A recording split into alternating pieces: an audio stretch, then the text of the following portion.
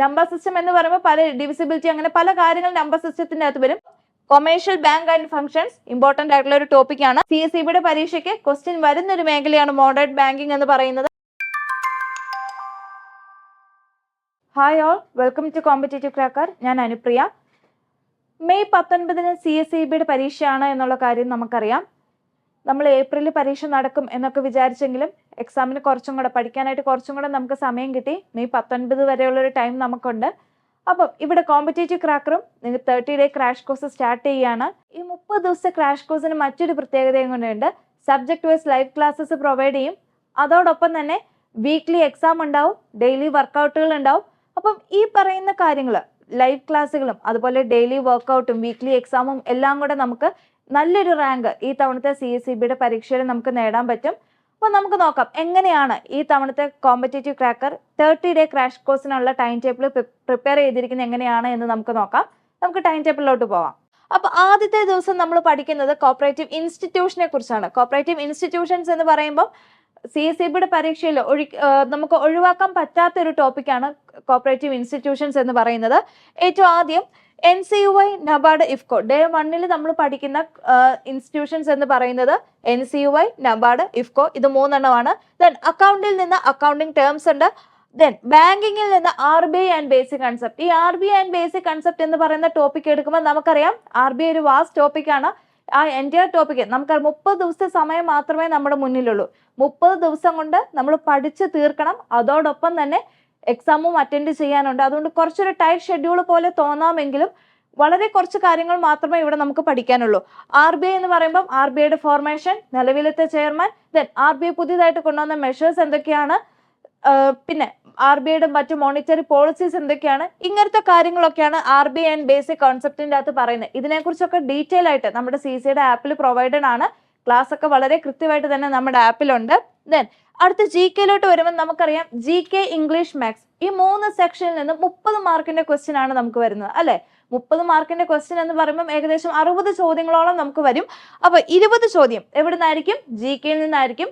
അപ്പൊ GKയുടെ അതായത് പ്രീവിയസ് ആയിട്ടുള്ള ക്വസ്റ്റ്യൻ പേപ്പർ അനലൈസ് ചെയ്യുമ്പോൾ നമുക്ക് മനസ്സിലാവും സ്പോർട്സ് ആൻഡ് റിലേറ്റഡ് ടേംസ് അല്ലെങ്കിൽ സ്പോർട്സ് ആയിട്ട് ബന്ധപ്പെട്ട് വരുന്ന കറണ്ട് അഫയേഴ്സിൽ നിന്ന് ചോദ്യം വരാറുണ്ട്.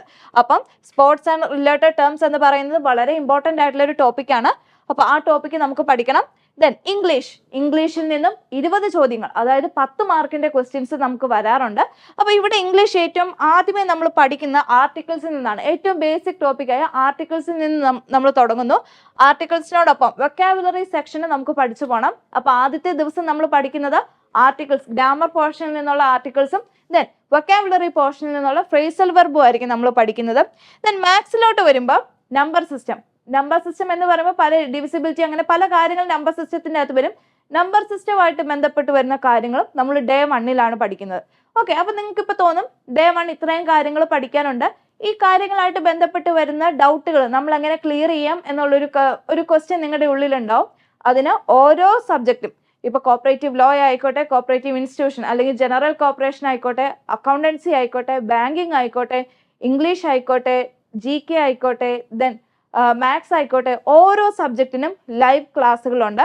പഠിച്ചു തീർത്തതിന് ശേഷം ലൈവ് ക്ലാസ്സുകൾ അറ്റൻഡ് ചെയ്യുക. ഡൗട്ട് ഉള്ളത് നമ്മൾ ലൈവ് ക്ലാസ്സുകളിലൂടെ തന്നെ കമ്മ്യൂണിക്കേറ്റ് ചെയ്യും. അതുപോലെ തന്നെ നിങ്ങൾക്ക് ഒരു പേഴ്സണൽ മെന്റർ ഉണ്ടാവും. മെന്ററോടും നിങ്ങൾക്ക് ഡൗട്ട് ചോദിച്ച് ക്ലിയർ ചെയ്ത് പോകാവുന്നതാണ്. ഇതിനൊക്കെ പുറമെ ഇതുപോലെ ഡേ 1 നമ്മൾ കണ്ടു. ഡേ 2 വരുമ്പോഴും ഇതുപോലെ തന്നെയാണ്. ഡേ 2 കോപ്പറേറ്റീവ് ഇൻസ്റ്റിറ്റ്യൂഷൻസിനെ കുറിച്ച് നമുക്ക് നല്ലൊരു സ്പേസ് നമ്മൾ കൊടുക്കുന്നുണ്ട്. കോപ്പറേറ്റീവ് ഇൻസ്റ്റിറ്റ്യൂഷൻ അത്രയും റെലവെന്റ് ആയിട്ടുള്ള ടോപ്പിക്കാണ്. അപ്പൊ ഇവിടെ ഡേ 2 നമ്മൾ കോപ്പറേറ്റീവ് ഇൻസ്റ്റിറ്റ്യൂഷൻസ് എന്ന് പറയുമ്പോൾ ക്രിപ്കോ എന്ന് ഫോം ചെയ്തു, ഏത് ആക്ട് പ്രകാരം ഫോം ചെയ്തു, അങ്ങനെയുള്ള കാര്യങ്ങൾ. Then NCDC, educational cooperative society എന്ന് പറയുമ്പോൾ നാഷണൽ ലെവൽ NCCT, വാംനികോം തൊട്ട് ദെൻ കേരളത്തിലുള്ള കിക്മ, കേപ്പ് വരെയുള്ള മുഴുവൻ കാര്യങ്ങളും ഈ എഡ്യൂക്കേഷണൽ കോപ്പറേറ്റീവ് സൊസൈറ്റി അല്ലെങ്കിൽ എഡ്യൂക്കേഷണൽ കോപ്പറേറ്റീവ് ഇൻസ്റ്റിറ്റ്യൂഷൻസിന്റെ അകത്ത് ഉൾപ്പെടുന്നുണ്ട്. അപ്പം ഇത്രയും ടോപ്പിക്കാണ് കോപ്പറേറ്റീവ് ഇൻസ്റ്റിറ്റ്യൂഷനായിട്ട് ബന്ധപ്പെട്ട് നമുക്ക് പഠിക്കാനുള്ളത്. ഇനി അക്കൗണ്ടിംഗ് ആയിട്ട് ബന്ധപ്പെട്ട് വരുമ്പോൾ നമുക്കറിയാം അക്കൗണ്ടിംഗ് കോൺസെപ്റ്റ് അല്ലെങ്കിൽ കൺവെൻഷൻ. ഈ ക്വസ്റ്റ്യൻ അതായത് ഈ ഒരു പാർട്ടിൽ നിന്ന് CSEB പരീക്ഷയ്ക്ക് ഒരു ചോദ്യം ഉറപ്പുള്ള ഒരു ഏരിയയാണ്. അപ്പൊ നമുക്ക് സ്കിപ്പ് ചെയ്യാൻ പറ്റാത്തൊരു മേഖലയാണ് അക്കൗണ്ടിംഗ് കോൺസെപ്റ്റ് ആൻഡ് കൺവെൻഷൻ എന്ന് പറയുന്നത്. ദെൻ ബാങ്കിങ്ങിന്റെ ഏരിയയിലോട്ട് വരുമ്പോൾ commercial bank and functions commercial ബാങ്കായിട്ട് റിലേറ്റ് ചെയ്ത് വന്ന് ഐതർ അതിന്റെ ഫോർമേഷൻ അല്ലെങ്കിൽ ഏതെങ്കിലും ഒരു മോട്ടോ തന്നിട്ട് ഇത് ഏത് ബാങ്കായിട്ട് ബന്ധപ്പെട്ട് വരുന്നു തുടങ്ങിയ കാര്യങ്ങളൊക്കെ ചോദിക്കാറുണ്ട്. ഇപ്പൊ കഴിഞ്ഞ തവണ നടന്ന പരീക്ഷയിൽ ബാങ്കിങ്ങിന്റെ ഫംഗ്ഷൻസ് തന്നിട്ട് ഇതിൽ ഏത് ഫംഗ്ഷൻ ആണ് ഇല്ലാത്തത് തുടങ്ങിയ ചോദ്യങ്ങൾ നമ്മൾ കണ്ടുവരാറുണ്ട്. അപ്പം commercial bank and functions important ആയിട്ടുള്ള ഒരു ടോപ്പിക്കാണ്. ദെൻ ഇവിടെ മാത്സ് നമുക്ക് പഠിക്കാനുണ്ട്. ഡെസിമൽസും ഉണ്ട്, നമ്പർ സീരീസും ഉണ്ട്. നമുക്കറിയാം പഠിക്കുമ്പോൾ ഡെസിമൽസ്, നമ്പർ സീരീസ് എന്ന് പറയുന്നത് റീസണിങ് സെക്ഷൻ ആണ്. റീസണിങ്ങിന് CSEBയുടെ പരീക്ഷയിൽ വലിയൊരു സ്ഥാനം തന്നെയുണ്ട്. നമുക്ക് സ്കിപ്പ് ചെയ്യാൻ പറ്റില്ലാത്തൊരു ഏരിയ ആണ് റീസണിങ് എന്ന് പറയുന്നത്. അതുകൊണ്ടാണ് ഇവിടെ റീസണിങ്ങിന് ഒരു പ്രത്യേക ഡേ തന്നെ നമ്മൾ കൊടുത്തിരിക്കുന്നത്. നമ്പർ സീരീസ് ഏറ്റവും ബേസിക് ആയിട്ട് വരുന്ന ഒരു ടോപ്പിക്കാണ്. ദെൻ വീണ്ടും ഇംഗ്ലീഷിലോട്ട് വരുമ്പോൾ പ്രിപ്പോസിഷൻ ആൻഡ് ക്വസ്റ്റ്യൻ ടാഗ് രണ്ടും വളരെ എളുപ്പമുള്ള രണ്ട് ടോപ്പിക്കുകളാണ്. പ്രിപ്പോസിഷൻ എന്താണ്, ക്വസ്റ്റ്യൻ ടാഗ് എന്താണ് എന്നൊക്കെയുള്ള ഡീറ്റെയിൽ ആയിട്ടുള്ള ക്ലാസ്സുകൾ നമ്മുടെ കോമ്പറ്റേറ്റീവ് ക്രാക്കറിന്റെ ആപ്പിൽ പ്രൊവൈഡഡ് ആണ്. അപ്പൊ ആ ക്ലാസ്സുകളെ ബേസ് ചെയ്തിട്ടാണ് നമ്മൾ ഓരോ ദിവസവും പഠിച്ചു പോകേണ്ടത്. ഇതിനൊക്കെ പുറമെ എല്ലാ 7ാമത്തെ ദിവസവും ഡേ 7 ആവുമ്പോൾ റിവിഷൻ ഡേ ആണ്. അതുപോലെ ഡേയുടെ എൻഡില് നമുക്ക് വീക്ക്ലി എക്സാമും ഉണ്ടായിരിക്കും. ഈ 6 ദിവസവും പഠിച്ച ടോപ്പിക്കിനെ ബേസ് ചെയ്തിട്ടുള്ള ഒരു എക്സാം ആയിരിക്കും നമുക്ക് ഡേ 7 വൈകുന്നേരം ഉണ്ടാവുക. ഇതിനൊക്കെ പുറമെ 7ാമത്തെ ഡേയിലും 11ാമത്തെ ഡേയിലും 21ാമത്തെ ദിവസമൊക്കെ ഓരോ 7 ദിവസം കൂടുമ്പോഴായിരിക്കും നമ്മൾ എക്സാം പ്രൊവൈഡ് ചെയ്യുക. ഇവിടെ നിങ്ങൾക്ക് ഈ ടൈം ടേബിൾ കാണുമ്പോൾ തന്നെ മനസ്സിലാവും ഡേ 21 എക്സാം ഉണ്ട്, അതുപോലെ തന്നെ അന്നൊരു റിവിഷൻ ഡേയും കൂടെയാണ്. ഇനി ഡേ 22ലോട്ട് വരുമ്പോൾ നമ്മൾ നോക്കുക കോപ്പറേഷൻ എക്സാം. എന്തുകൊണ്ട് ഈ കോപ്പറേഷൻ, അതായത് കോപ്പറേഷൻ എന്ന് പറയുന്ന സബ്ജക്റ്റിന് തന്നെ general corporation India, corporation Kerala, ഈ രണ്ട് ടോപ്പിക്കിനെ ബേസ് ചെയ്തിട്ടുള്ള ഒരു എക്സാം തന്നെ നമ്മൾ പ്രൊവൈഡ് ചെയ്യുന്നുണ്ട്. ദെൻ 23 അതായത് ഡേ 23ലോട്ട് വരുമ്പോൾ ഫോറിൻ കോപ്പറേഷനെ ബേസ് ചെയ്തിട്ടുള്ള ഒരു എക്സാം ആണ് പ്രൊവൈഡ് ചെയ്യുക.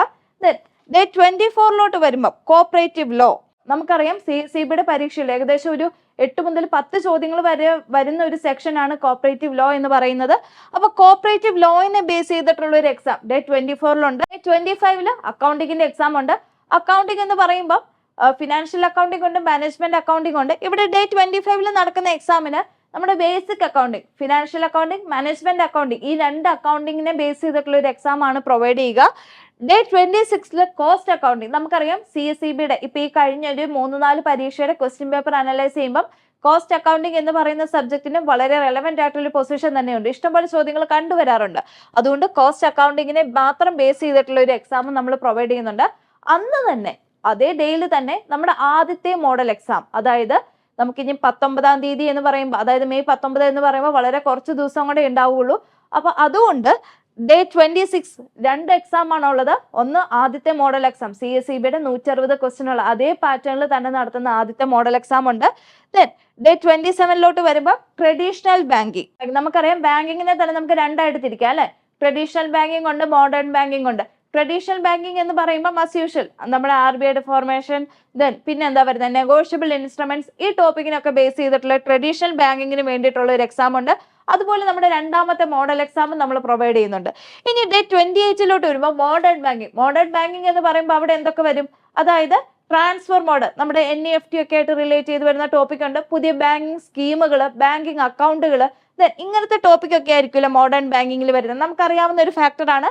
CSEBയുടെ പരീക്ഷയ്ക്ക് ക്വസ്റ്റ്യൻ വരുന്ന ഒരു മേഖലയാണ് മോഡേൺ ബാങ്കിങ് എന്ന് പറയുന്നത്. മോഡേൺ ബാങ്കിങ്ങിന്റെ എക്സാമും അതോടൊപ്പം തന്നെ നമ്മുടെ മൂന്നാമത്തെ മോഡൽ എക്സാമും ഡേ 28ലായിരിക്കും നമ്മൾ കണ്ടക്ട് ചെയ്യുക. ഇനി ഡേ 29ലോട്ട് വരുമ്പോൾ ഓഡിറ്റിംഗ്. നമുക്കറിയാം ഓഡിറ്റിംഗ് റെലവെന്റ് ആയിട്ടൊരു ടോപ്പിക്കാണ്. അത് കോപ്പറേറ്റീവ് ലോയുടെ ഏരിയയിലാണെങ്കിലും വളരെ ഇമ്പോർട്ടന്റ് ഉണ്ട്, ജനറൽ ഓഡിറ്റിംഗിലാണെങ്കിലും ഇമ്പോർട്ടന്റ് ഉണ്ട്. ഓഡിറ്റ് നോട്ട്ബുക്ക്, ഓഡിറ്റ് പ്രോഗ്രാം തുടങ്ങിയ ടോപ്പിക്കുകളൊക്കെ വളരെ ഇമ്പോർട്ടന്റ് ആയിട്ടുള്ള ഒരു ടോപ്പിക്കാണ്. ക്വസ്റ്റ്യൻസ് കണ്ടുവരാറുമുണ്ട്. ഓക്കെ, അപ്പൊ അതുകൊണ്ട് ഓഡിറ്റിങ്ങിനെ ബേസ് ചെയ്തിട്ടുള്ള ഒരു എക്സാം ഉണ്ട്. അതോടൊപ്പം തന്നെ നമ്മുടെ 4ാമത്തെ മോഡൽ എക്സാമും അന്ന് കണ്ടക്ട് ചെയ്യും. ഇനി ഡേ 30ലോട്ട് വരുമ്പോൾ ഫൈനൽ മോഡൽ എക്സാം ആണ് ഡേ 30ൽ നടക്കുന്നത്. അപ്പൊ ഈ സിലബസ് കാണുമ്പോൾ നിങ്ങൾക്ക് മനസ്സിലാവും സബ്ജക്ട് വൈസ് എക്സാം നമ്മൾ പ്രൊവൈഡ് ചെയ്യുന്നുണ്ട്. ദെൻ അതുപോലെ തന്നെ നമ്മുടെ എക്സാമിനോട് അടുത്ത് ഏകദേശം 5 മോഡൽ എക്സാമുകളും നമ്മൾ പ്രൊവൈഡ് ചെയ്യുന്നുണ്ട്. ഇതിന് പുറമെ വീക്ക്ലി എക്സാം നമ്മൾ കണ്ടക്ട് ചെയ്യുന്നുണ്ട്. ഓക്കെ, അപ്പം എത്രത്തോളം എക്സാം കണ്ടക്ട് ചെയ്യുന്നുണ്ട്, അതുപോലെ നന്നായിട്ട് പഠിക്കാനുണ്ട്. ഒരു ദിവസം പോലും നമുക്ക് സ്കിപ്പ് ചെയ്യാനുള്ളതില്ല. ഈ 30 ദിവസവും നമ്മൾ നല്ല രീതിയിൽ തന്നെ പഠിക്കുകയാണെങ്കിൽ, തന്നിരിക്കുന്ന ടൈം ടേബിൾ പ്രകാരം നമ്മൾ പോർഷൻസ് കവർ ചെയ്ത് പോവുകയാണ് എങ്കിൽ നല്ലൊരു റാങ്ക് ലിസ്റ്റ് നമുക്ക് ഇടം നേടാൻ സാധിക്കും. കോമ്പറ്റേറ്റീവ് ക്രാക്കറിൽ ഏപ്രിൽ 19 മുതലാണ് CSEBയുടെ ക്രാഷ് കോഴ്സ് സ്റ്റാർട്ട് ചെയ്യുന്നത്. അപ്പോൾ എല്ലാവരും നന്നായിട്ട് പഠിക്കുക, തന്നിരിക്കുന്ന ടൈം ടേബിൾ പ്രകാരം തന്നെ നന്നായിട്ട് പഠിക്കുക. അതോടൊപ്പം തന്നെ മോഡൽ എക്സാംസ് അറ്റൻഡ് ചെയ്യുക. ഇവിടെ ക്രാഷ് കോഴ്സ് സ്റ്റാർട്ട് ചെയ്യുന്നത് ഏപ്രിൽ 19 വീണ്ടും ഞാൻ ആവർത്തിക്കുന്നു. അതോടൊപ്പം തന്നെ നമ്മുടെ ചാനൽ ആരെങ്കിലും ആദ്യമായിട്ട് കാണുന്നവരാണെങ്കിൽ ചാനൽ സബ്സ്ക്രൈബ് ചെയ്യുക. കൂടുതൽ വിവരങ്ങൾക്കായി താഴെ കാണുന്ന നമ്പറിൽ കോൺടാക്ട് ചെയ്യുക. താങ്ക്